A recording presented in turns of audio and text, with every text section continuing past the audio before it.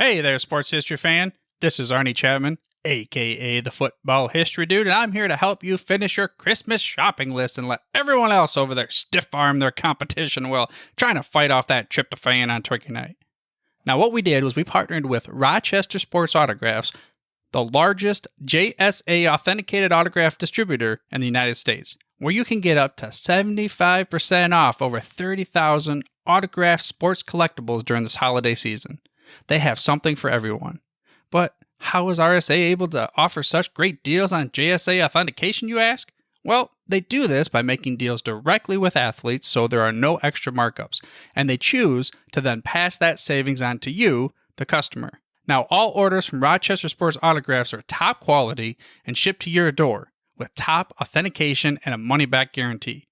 But hurry up because customers are so stark raving mad for RSA that memorabilia sells out daily. All you have to do is head over to shoprsa.com/SHN. Again, that's shoprsa.com/SHN. So don't wait to bring home your favorites and own a piece of sports history for you and the loved ones on your shopping list this holiday season. Now it's time to take a sports break, a look at sports history on a daily basis. Hello, my friends of sports history. This is Darren Hayes of the Sports Jersey Dispatch podcast. Welcome once again to the Pig Pen, your place for all things great in sports history, and welcome to your sports break for November 21st, as we are going to talk about some of the greatest athletes perform some great events on November 21st. Well, maybe not some events, but today maybe a little bit of awards, especially in baseball, as we are going to get into this in just a moment here and talk about your uniform numbers for November 21st. But before we do, let's make sure you know how to get in touch with us for feedback. PigskinDispatch@gmail.com is the way to do it, and we'll answer each and every email that is sent. Now, for those uniform numbers, number 77, 9, 5, 49, 36, 27, 14, and number 33. November 21st, 1902 is where we'll start, and baseball's Philadelphia Athletics and the Phillies form professional football teams, joining the Pittsburgh All-Stars in a first attempt at the National Football League. Now, learn more about this original attempt of the NFL on our link that we have on jerseydispatch.com that takes you over to pigskindispatch.com. We have a great series on that. November 21st, 1925, Red Grange, number 77, played his final collegiate game at the University of Illinois.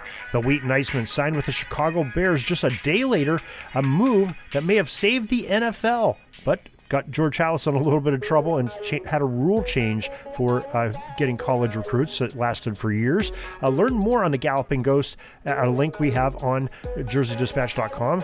It takes you over to Pigskin. November 21st, 1934, the New York Yankees bought the rights to Joe DiMaggio from the San Francisco Seals of the Pacific Coast League. DiMaggio wore number 9 in his first season with the Yanks before donning the famous number 5 that he made the pinstripes look so good in with all his great timely hitting there. November 21st, 1952, the Dodgers pitcher number 49, Joe Black, won the National League Rookie of the Year.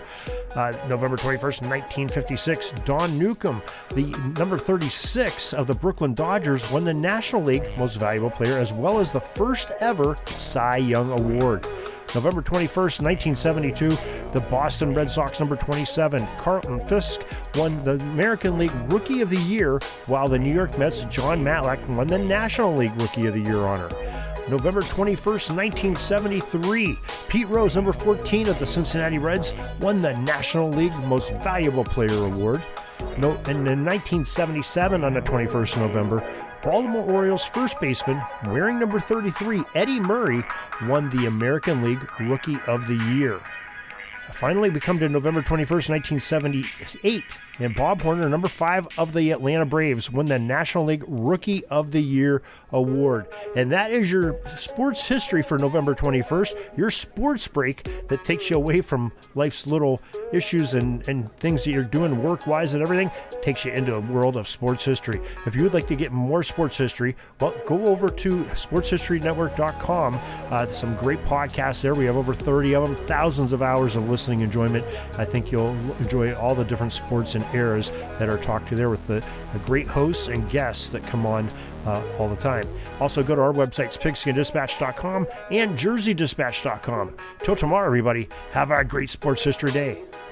Sorry, but my pitching coach just called timeout and he's coming out to the mound. I think I'm going to get yanked for a reliever. We'll see you back tomorrow for some more great sports history on Sports Jersey Dispatch Podcast. We invite you to check out our websites, jerseydispatch.com and pigskindispatch.com. Not only see the daily sports history, but to experience the preservation of great events and people that play the games. Find us on Pigskin Dispatch. It's also on social media outlets of Facebook, Twitter, Instagram, and don't forget the Pigskin Dispatch YouTube channel to get all your daily sports history. Pigskin Dispatch is happy to be associated with the Sports History Network, the sports headquarters of yesteryear, found at sportshistorynetwork.com. This podcast is part of the Sports History Network, your headquarters for the yesteryear of your favorite sport. You can learn more at sportshistorynetwork.com.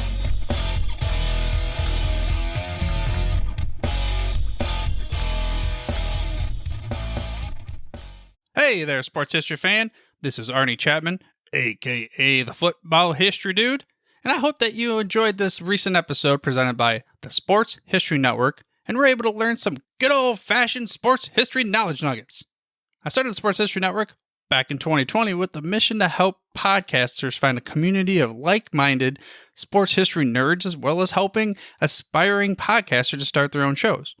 We have a little bit over 30 shows on the network right now covering all sorts of sports history, but as far as I'm concerned, we're just at the toothpick in the ocean moment, that can't even figure it out because there's so much more coming. We wanted to create the ultimate headquarters for sports yesteryear, starting with Podcast Network and our website, but we're going to continue to move into other mediums as well. And here's the cool part, because we want you to be part of our team. So if you're interested in starting your own podcast, or maybe being a guest on one of our shows, or who knows, maybe even writing an article for us over on the website.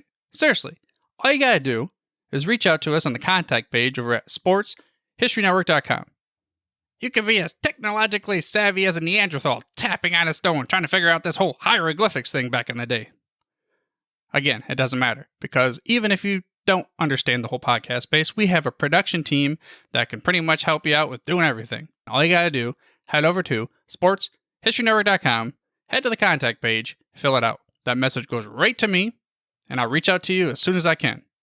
But for now, dude, I'm through if you're through.